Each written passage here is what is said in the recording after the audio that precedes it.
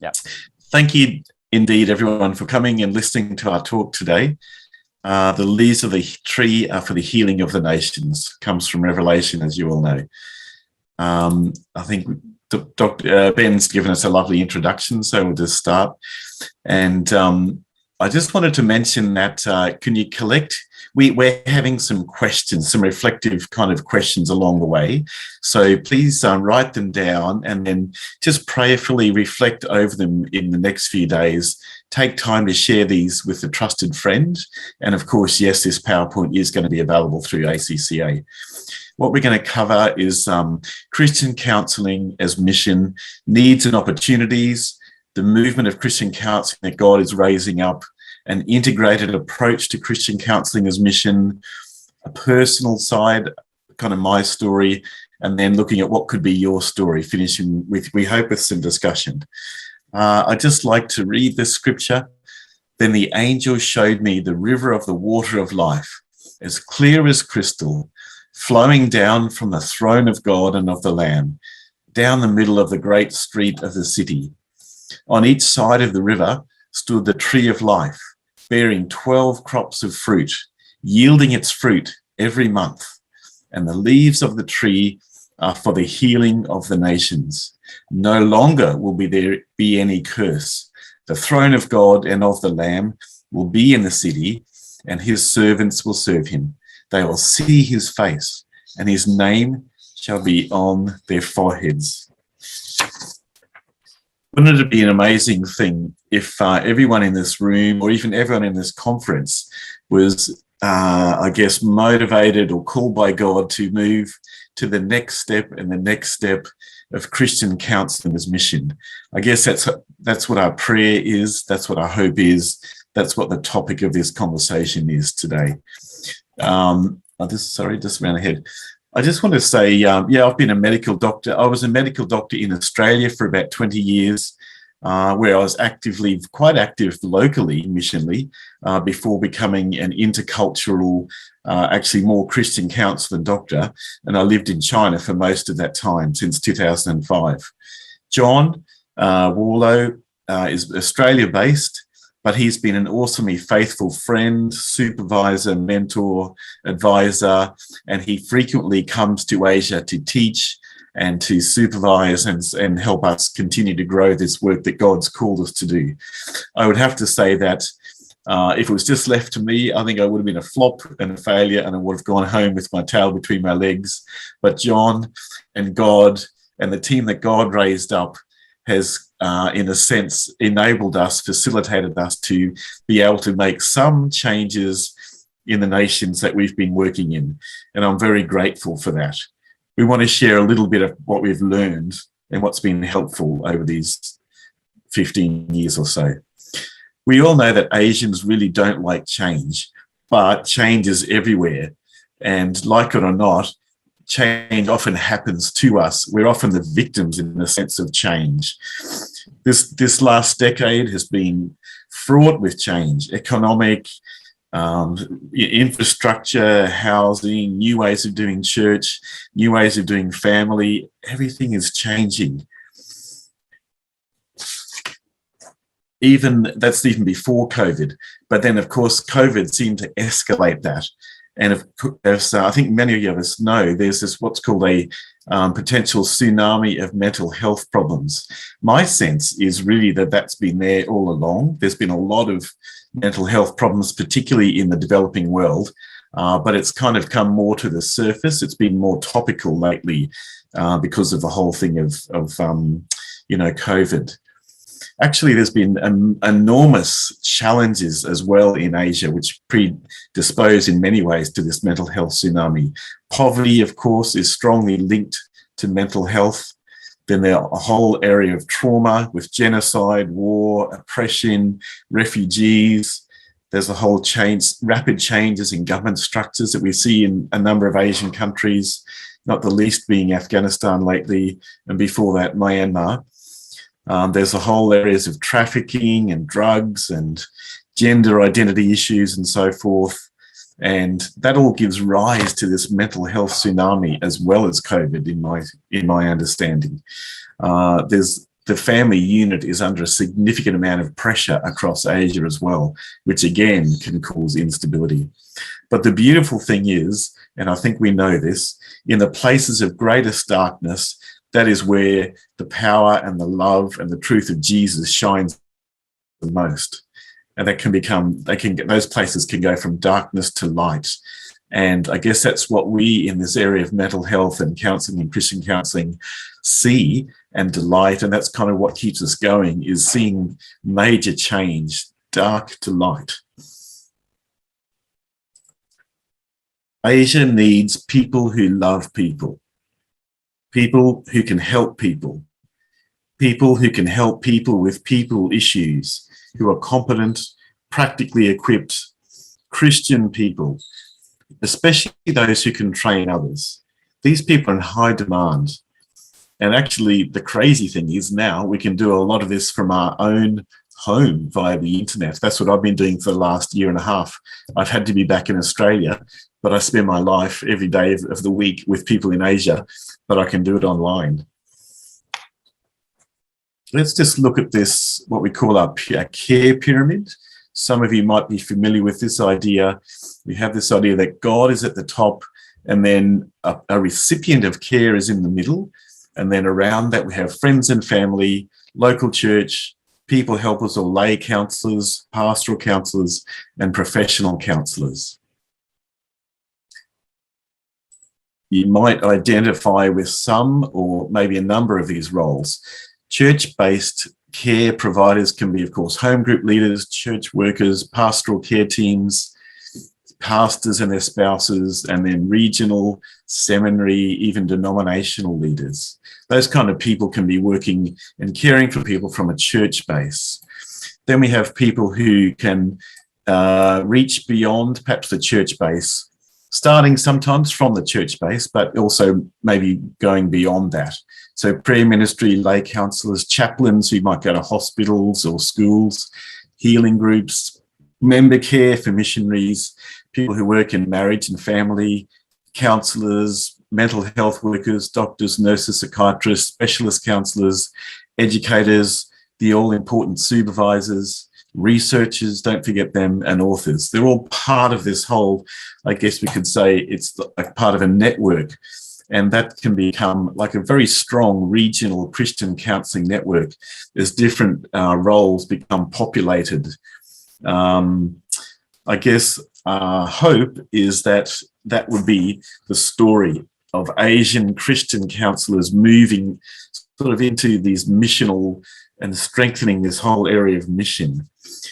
What we're seeing as this happens is that people are being trained, relationships that people have with themselves and with others, with their families are being improved, suicides are being prevented, people are helped towards conflict resolution, marriage and families restored by the thousands. We've seen this in Asia by the thousands over the last, decade and a half. And this is what I want to kind of feature, this whole thing of this loosely Christian, we can call it Christian counselling movement, I guess. It's like a groundswell. It's just coming from nowhere. God's touching here, touching this nation, this person, this nation, comes together, and it forms this pretty strong movement of what I'm calling Christian counselling. I guess it's, if you only have a few of those people, then it's not very strong and a lot of work for those people. But as these different roles become more populated, it becomes a force to be reckoned with. Maybe just ask you for a moment to imagine, just imagine with me, just sit there, shut your eyes and imagine a little town in Asia somewhere. It's probably hot. There's probably rice growing. There's probably chooks in the background. Just sort of think of something like that, and then just imagine how it would be. It might be a town of 10,000 people. Just imagine the fact that they have a Christian counsellor in that town who is able to train and raise up and support in a good and effective way some people who can care for the mental health of that town. I guess that's partly the vision that we have. That's what we're hoping to move towards. And, I think that's what God is in the process of doing in Asia. I just want to highlight, this is the Christian Counseling Association conference we had in Chiang Mai in 2017. The next one was in Bali, 2019. You can see a lot more people. And then this time, 1,000 people pretty much at this conference. I think that also underlies and emphasizes this groundswell of the development of a Christian counseling movement across Asia. And as has been mentioned already, really well by Fred Greenridge and Xiang Yang Tan and others, Eric Scalise, who's on the board of the ACCA, well, actually, he's an advisor to the ACCA. These kind of people, the UN, the WHO, they're all saying that lay counselling is an essential element of holistic mental health care provision. I think that's well shown. I don't think there's a lot of doubt about that. And so I guess what we're hoping to encourage is people at different, kind of points along that pyramid, people who with the skills can give some time, give some energy to train, to equip, or to become one of those people who cares for others beyond the scope of your own, of just the counselling room. I think I just want to say for a tick that I really like what the mayor said last night, that holistic mission has a very wide base. It's not just church planting. It's sensitive, understanding the changing terrain, the social terrain, the challenging issues of Asia. It's strategic, using resources and people resources in strategic ways, and that's got to be training of trainers. And it's sustainable. You've got to make sure you're in there for the long haul, and that's what we need. I think she had some good insights for us. So I just want to finish this little section by saying I bought my 2 loaves and half a fish to Jesus, and he multiplied it in the way that only God does. What do you bring to Jesus? Over to you, John. Thank you, David. You're going to be doing my PowerPoint. I'm John Warlow. I'm an adult child and family psychiatrist, and feel free to turn on your videos if you'd like. You don't have to, just so we can see you. I'm here in Brisbane. I have 5 kids. I practice a day and a half a week as a clinical counselling coaching psychiatrist, but the rest of the time is involved with the Living Wholeness community. Great to see your faces, guys. And what I want to do just in this very brief 10 minutes, 10 to 15 minutes, is to share with you how I got into the Great Commission, which is what this track is about. Because while I'm an adult child and family psychiatrist now, I had pretty well vowed never to get back into mission. I was a missionary kid in India. I was born in India, and for about the first 10 years I was there. Hardly saw my parents. That was the way things were. And so I thought, well, I've counted the cost. I've paid the price in mission, and I don't want to do it again. I was very happy as a consulting psychiatrist here until David and Suzanne Nikles came and invited me to participate with them in China. And so that was 15 years ago, and here we are on the same platform. And what I want to do is share with you bit of my story about how I have gone about as a everyday, ordinary psychiatrist integrating Christian holistic counseling as mission. Thanks, David. And I went through the main aspects of the conference, and I came up with 4 questions, which I'd like to put to you, because I think these are 4 questions which can really help us to look at how do we integrate Christian counseling as mission. The first one here is, where does Christian love come into this? Taking us beyond the counseling room and into the mission field. And that certainly did that to me. The next one is that we need a framework. We need a framework. What is your integrated Christian worldview of counseling, which can take you into places of mission? Thirdly, and all of this is related to how, as a Christian counselor, pastor, minister, someone in ministry, get involved in the Great Commission. I feel so privileged now to really feel and have that sense that I am involved very much so in that Great Commission. But critical to this is the last question: who else do you team up with to be part of this Great Commission? Thanks, David.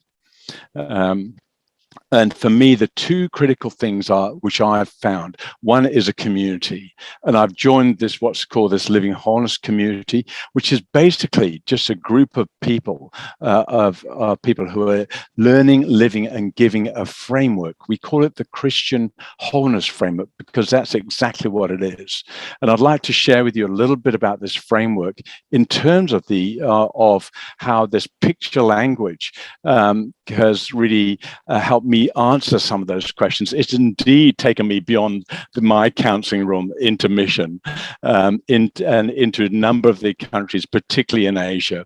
Then secondly, we've really found, and over these last 15 years, used an integrated Christian approach, which we can take across borders to understand and to help people from a very much a Christian base perspective, and to do that as part of the Great Commission. And I'm so grateful to do this as part of a team, as part of a community. Thanks, David. And so for me, I just wanted to share with you then the 5 steps and 5 shapes of this framework and what happened to me, and responding to this question: where does Christian love come into this, taking us outside of our counseling rooms into the mission field, and where are you regarding that? And so it was on Friday the 13th, January 2006, I met David and Suzanne, and that's where I connected with them. And we connected together, and in the light, just them, myself, and God.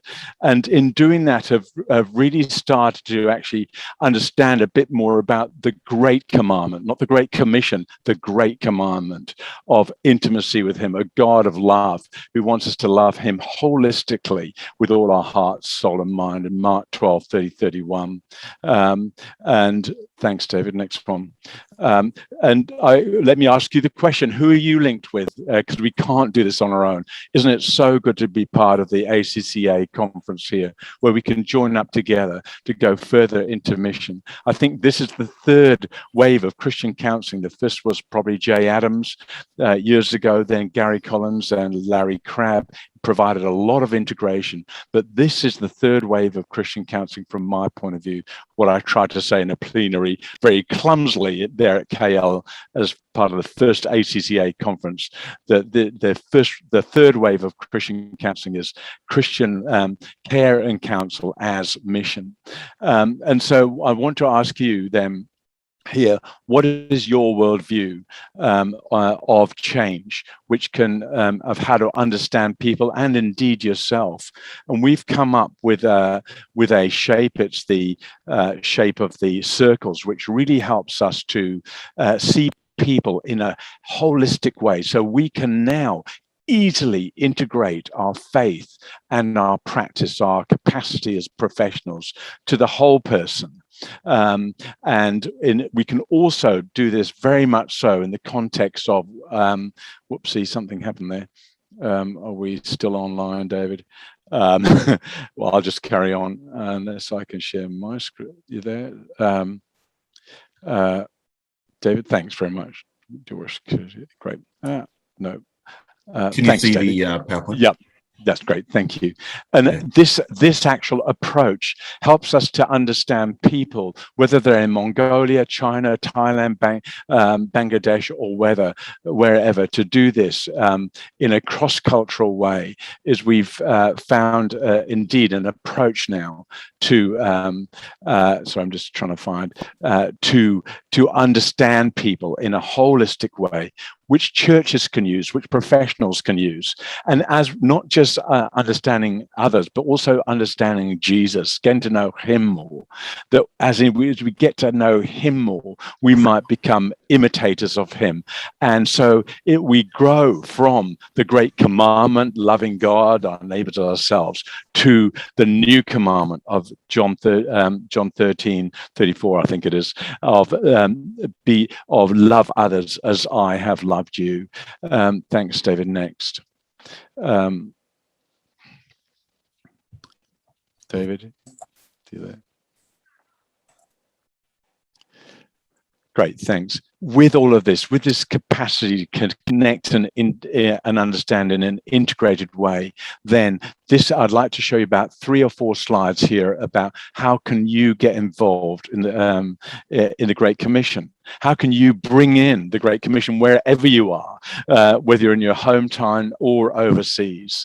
And for me, I've found that to be able to get on this response step of being able to help people, not just understand them, go beyond that to help them, and to be able to say to people, using this square, where are you in terms of 2 dimensions, not just in terms of going from suffering to flourishing, which is what we try and do in secular psychology, psychiatry, but more so, just like what Siang Tan was saying, more so to go to God-centeredness, and to have an approach there which we can actually use to help people to change in a holistic way. Thanks, David. Not just in terms of the square, but also going back to that circle there is, and just trying to clear the, I can't clear that arrow, but anyway, is to be able to look at people again from a holistic point of view, and to be able to change, sorry, I'm not sure, sorry, beg your pardon, guys. Thanks, David, is to be able to change from a holistic point of view, inside out, helping people to abide in the vine when I'm talking about their psychiatric issues and providing counseling, to help them grow not just in their attitude, skills and knowledge, but also being transformed, and also being able to have a holistic and integrated tool bag as illustrated by these circles. So we can actually have a robust theology of change, a robust psychology of change, a robust biology and sociology of change in an integrated way, so that we can become influencers with him for the gospel, that we can actually now rise up from the great commandment of having that intimacy with God, the new commandment of being imitators of Christ, into the Great Commission, Matthew 28, to be influencers with him as we go as disciples into the world. Thanks, David. Next. The third diagram here on the response step is the shape of the cross. This is the fourth figure which we have, which really helps us to stay central to mainline theology and doctrine of God, of sin, of repentance, of abiding. And so we frequently, in our counseling context, are referring to these aspects, and such that we can actually be with a counselor, and a bit like what Dr. Ng was saying yesterday, and to actually have the presence of God within a counselor room, very similar to what Carl Lehman does with his Emmanuel approach. We've been doing something called trialogue now for a number of years. Thanks.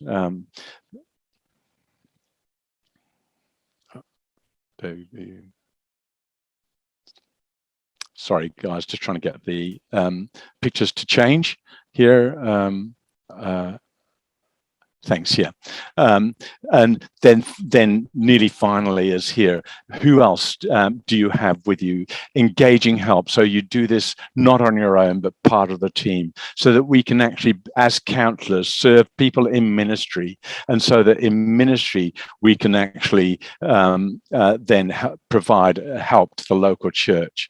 I found so much help just in being part of this community with a framework. Thanks, David. And finally, then, there is the issue here for you, which I'd like to ask, is the fifth step is evaluating. And what is your story? Where are you at as a Christian counselor? Where are you at in terms of ministry, in terms of connecting, understanding, responding, and engaging help with others, living the cure, so that we can actually be part of not just the Great Commandment, not just the New Commandment, not just the Great Commission, but also be indwelt with the Holy Spirit, just like with Acts, so that we can go and in our counseling rooms just see God present in that context. Thanks, Dave. And by doing this, we're part of the great garden of God. Thanks. Well, this is basically a summary of just our whole living wholeness approach, which is on one card on how we do integrated Christian counseling. Thanks. And just about finally is that, yeah, feel free to come and take the fruit of our trees. We're not part of that revelation tree, the tree of life, but we are a tree. We're a plant which is seeks to abide in him, John 15 and Jeremiah 17, dig our roots deep into himself, and as in Psalm 1 as well. And as we feel free to come and take of our leaves of our trees, take them, use them if you want to become more involved. And we look forward to your being even coming and visiting our place after this workshop. Thanks. David, back to you. Thank you, John. I just wanted to share maybe a little bit of my story as well. So, I was a GP, a family doctor in Australia, and then God took me out of that and moved me into this other place in Asia. It took a while to get used to it, but I love Asia. It's really, God's given me a heart for Asia. This is a bit of a story then of God through me. Our whole family moved to China in 2005. If you like, it was more an invitation from God rather than God saying go. It was more a faith thing than an obedience thing, which I think is a sign of how much God honors us. We left our home, our friends, our relatives, our kids, their toys. We didn't leave the kids. The kids left their friends, and they left their good schools in Australia, and we sort of stepped out, into the great unknown. Actually, we stepped out into a greater depth of security and provision and adventure with God than we could ever have had in any other way, I think. And that's changed our family forever. They are so grateful that they had this opportunity to grow up in the mission field in China. It's like I sold my field for the treasure that was in it. The treasure was mission with Jesus. It was like that was the pearl of great price, was to actually give everything up and to find so much more. So if you're thinking about mission, if you're thinking about counseling as mission, all I can say is listen to God. I certainly had no regrets, only gratitude and pretty much awe at with someone who's so small, who offers so little, and he multiplies it into so much. Early on, I met up with John, as we said, 2006, I think we met up, and people were asking us in China, how do we learn Christian counseling? And John had this wonderful thing called the Christian Wholeness Framework. Some people call it the CWF, some people call it the WCF, but whatever you call it, it's great. It's integrated, it's biblical, it's holistic, and it's been really helpful as a tool to systematically train people. And I don't know, it's even led us to the situation where we're in a position where we could set up with some others the Christian Counselling Association of China in 2008. And believe it or not, from that that actually paved the way for the ACCA to be set up, because China sponsored the ACCA conference at that stage. China has a lot of people. We knew we needed to have something that was strategic, teachable, multiplicable, so that we could teach someone to teach it, to teach it, to teach it. And we often hear about third and fourth, maybe fifth generation students now from this training. Recently, someone in China said that the work there has trained 10,000 people to some level of lay counsellor, because we also are training professional counsellors. So, that's over 10 years. God multiplied this. So I guess, that's not us. That was God, but he has done some great things through all of this. Anyway, God led us, our family and our ministry, to Thailand, and we started off working again there in Thailand in 2018. And God opened doors into probably, I think, about 10 Asian nations that he wanted us to be doing training in. We're linked with now about 6 seminaries, and we're doing training across all these different areas. And I'm just stunned at what God has done with the little that we offered. We feature teaching mainly, primarily teaching, but also developing resources. We have about 20 books in different languages now. We also are starting to do research on all of this. And I think one of the things we strongly emphasize is don't do this alone. This is hard work. You need people around you. You need a community with you to do this kind of thing. And we've now have over 100 people who are our core community of trainers. And I guess it's just amazing what God has done. So I would say the leaves of the tree of life are people who assist daily, helping people access Jesus, the power of the cross that Dr. Solomon was talking about last night. And he was talking about the power of the cross in people change. Well, these are the people that help with that. And so all these countries are places we're working in. These are the kind of people that we're working with. And I just want you to hear from Sharon. Sharon is just one of our students. She's a Singaporean pastor's wife who went to Thailand as a missionary. This is what she says about this approach. Hi there, I'm Sharon. CWF is an amazing tool to help me see a whole person's life and how the person's totality as a whole is doing. In particular, through the shapes, like the circles. I love the circles. You can see every part of their life, how they are doing and functioning and coping. The square, where they are, left or right, up or down. The cross, how they're doing with God, and also the pyramid in their support system in their life. So working together, all these 4 shapes really helps me see a whole person, like how their whole life is going for them, and for myself as well. Thanks, Sharon. Hi there. So if you want, come and see us at our booth at 4:30. We work in conjunction with Brisbane School of Theology, who also has a booth.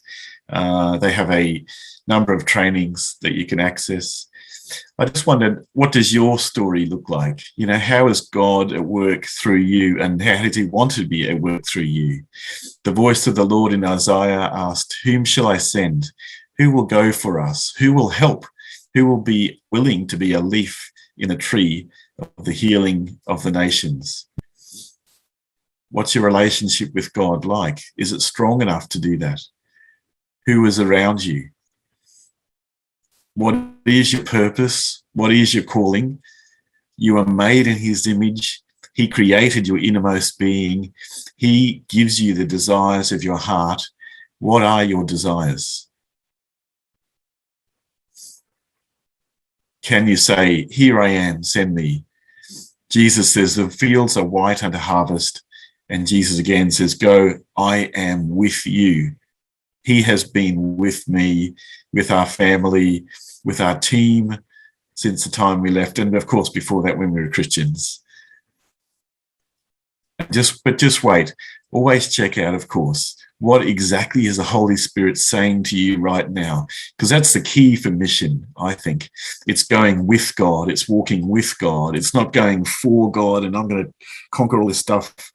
You know, we quickly fail when we have that mindset. I think if we go humbly with God, step by step, that's where effective mission unfolds.